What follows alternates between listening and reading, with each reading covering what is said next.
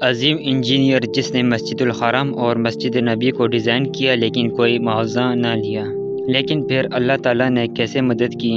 وہ ایک مصری انجینئر اور آرکیٹیکٹ تھا جس نے ظاہری دنیاوی بودوبائی سے دور اور نامعلوم رہنے کو ترجیح دی۔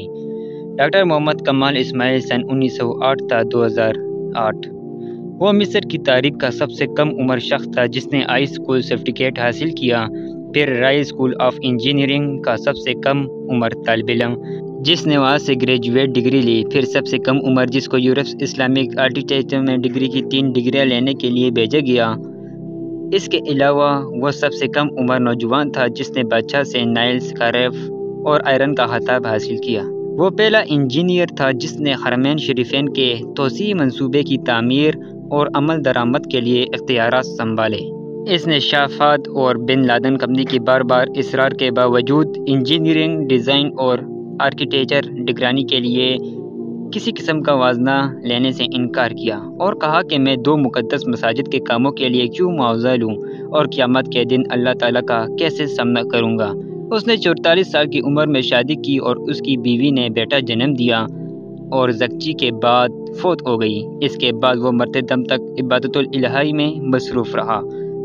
اس کی عمر 100 سال سے زیادہ تھی اور دنیا اور میڈیا کی چکا چوند سے ہٹ کر گمنام رہ کر حرمین شریفین کی خدمت کی۔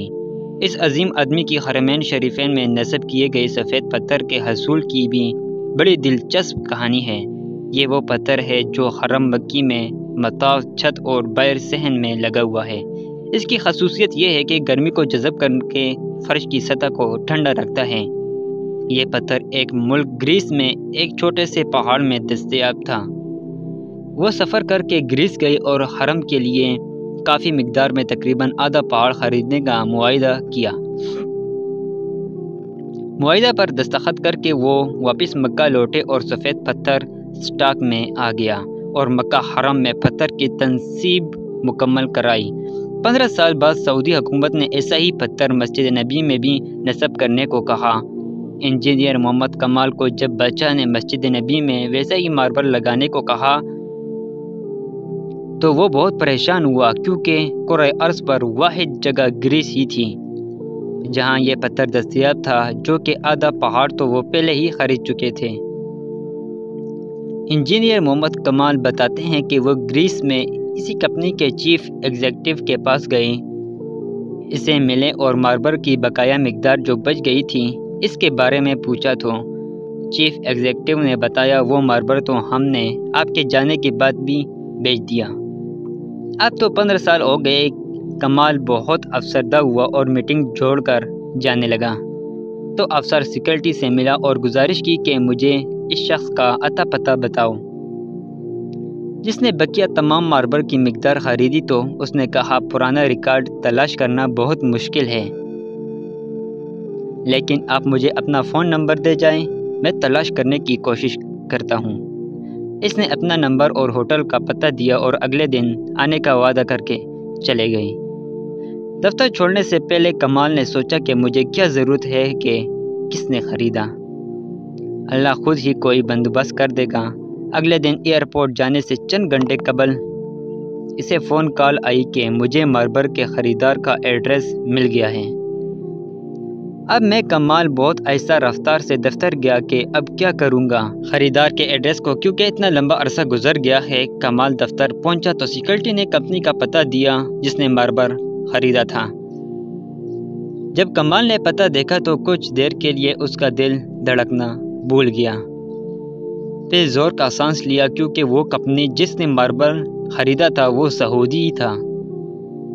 کمال نے سعودیہ کی فلائٹ پکڑی اور اسی دن وہ سعودیہ پہنچ گیا اور سیدھا اس کمپنی کے دفتر پہنچا اور ڈائریکٹر ایڈمن کو ملا اور پوچھا کہ آپ نے اس ماربل کا کیا کیا جو گریس سے خریدا ہوا تھا؟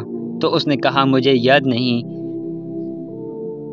پھر اس نے اسٹاف روم سے رابطہ کیا اور ان سے پوچھا کہ وہ سفید ماربل جو گریس سے منگوایا تھا کدھر ہیں؟ تو انہوں نے کہا وہ ساری مقدار موجود ہے اور اس کو کبھی استعمال نہیں کیا گیا۔ تو کمال ایک بچے کی طرح رونے لگا اور کمپنی کے مالک کو پوری کہانی سنائی۔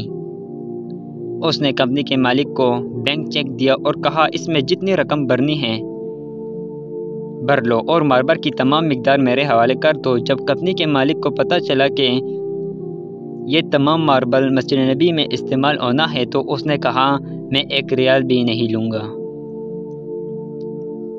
اللہ نے یہ ماربل مجھ سے خرید کرایا اور پھر میں بھول گیا۔ اس کا مطلب یہی تھا کہ یہ ماربل مسجد نبی الشریف میں استعمال ہونا ہے۔ اگر آپ کو ہماری ویڈیو پسند آئے تو آگے اپنے دوستوں کے ساتھ لازمی شیئر کریں اور مزید ایسی ویڈیو دیکھنے کے لیے ہمارا چینل فالو کریں۔ شکریہ۔